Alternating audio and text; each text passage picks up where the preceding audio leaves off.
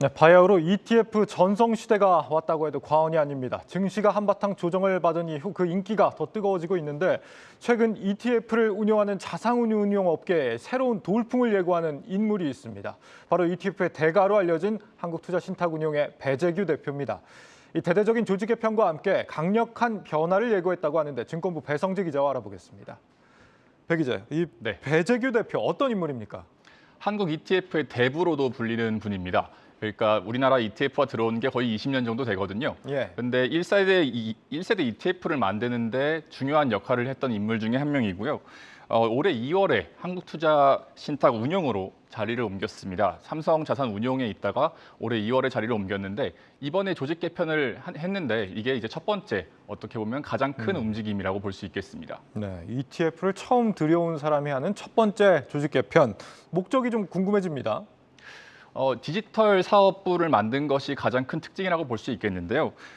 이 디지털로 어떤 투자자들의 불편 사항을 해결을 하겠다는 겁니다. 처음에 ETF가 등장을 한 것도 어떤 기존의 펀드들은 어떤 곳에 지금 투자를 하고 있는지 이런 것들이 법적으로 공개가 되지 않았습니다. 그런데 ETF는 그것이 어떤 투자하는 품목 같은 것들이 공개가 되고 또 매수와 매도가 자유롭다 보니까 어떤 각광을 받아왔었던 것인데 이러한 점들을 이제 개선을 하고 하다 보니까 ETF가 계속해서 각광을 받아왔지만 지금 시간이 20년 흘러나서 보니까 아직도 좀 불편한 점이 더 생겼다는 겁니다. 이런 것들을 디지털로 좀 해결을 해보겠다고 하는 것이고 김찬영 한국투자신탁운용 디지털 ETF 마케팅 본부장 인터뷰를 들어보시겠습니다.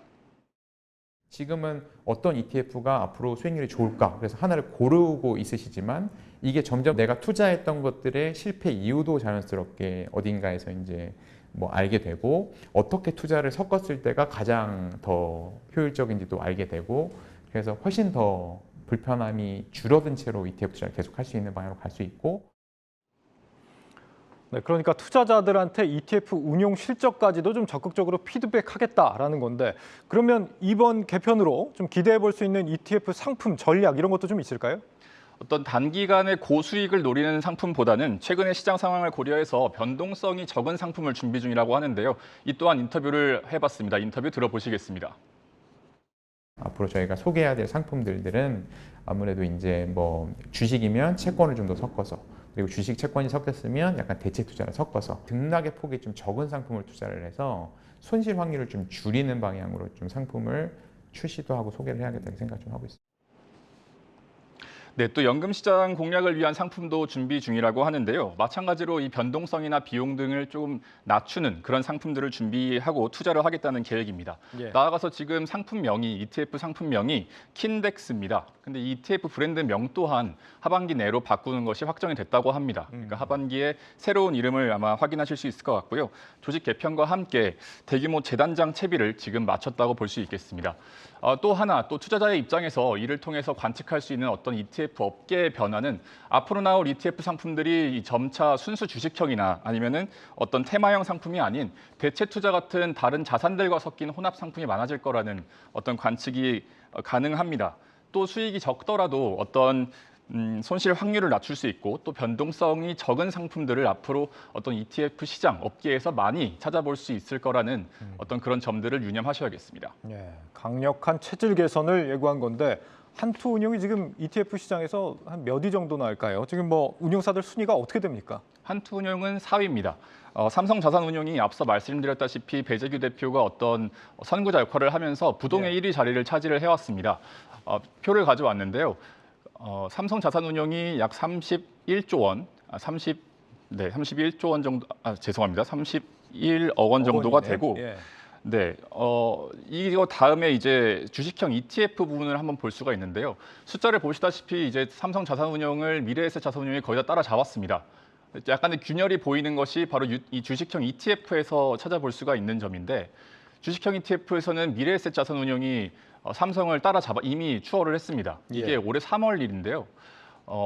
아무래도 이 미래에셋자산운용이 주식형 ETF, 그러니까 해외 주식들을 많이 담는 상품들을 아무래도 많이 담으면서 이 좀 소비자들의 마음을 사지 않았는가 이렇게 분석을 해볼 수가 있겠고요.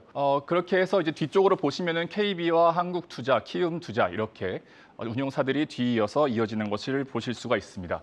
전체로 따지면은 74조 원 가량이 되는데요. 제가 지금 정확하게 2021년 6월 3일, 1년 전 ETF의 이 순자산 총액이 얼마가 되는지를 알아왔습니다. 예. 61조 2,300억 원입니다. 정확히 오늘과 비교를 했을 때 22%가 늘어난 아주 급증한 수치라고 할 수 있겠습니다. 그렇군요. 누가 지금 앞으로 계속 커지고 있는 이 파이를 잠식해 갈 것이냐. 여기에 따라서 앞으로 이제 시장 판도도 크게 좀 달라질 수 있겠습니다. 4위인 한투운용이 얼마나 성장할지 우리가 좀 지켜봐야겠고, 그러면 다른 운용사들도 좀 변화가 감지되는 게 있나요? 뭐 보시다시피 삼성자산운용과 미래에셋자산운용 두 곳을 제외하고 3위 자리를 두고 각축전을 벌이고 있는 모양새입니다. 예. 아무래도 이 7월에 있는 퇴직연금 디폴트 옵션 이것이 아무래도 가장 큰 지금 ETF 업계의 화두라고 할 수 있겠는데요. 이 디폴트 옵션이 시행이 되면 타겟 데이트 펀드, 그러니까 TDF도 아마 같이 대상에 포함이 되면서 시장이 이 TDF 관련된 시장이 커질 것으로 전망이 됩니다. 이 TDF를 기반으로 하는 ETF들이 계속해서 나올 것으로 지금 예고를 하고 있고, 삼성과 한화, 키움 등이 이 어떤 이러한 상품들을 이달 말에 출격을 앞두고 있는데요.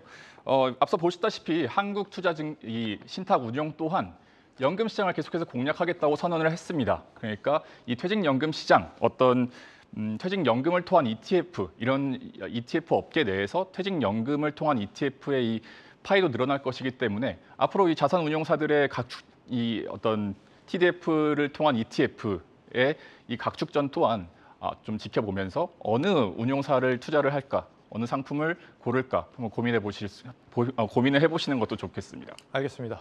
증권부 배성재 기자였습니다.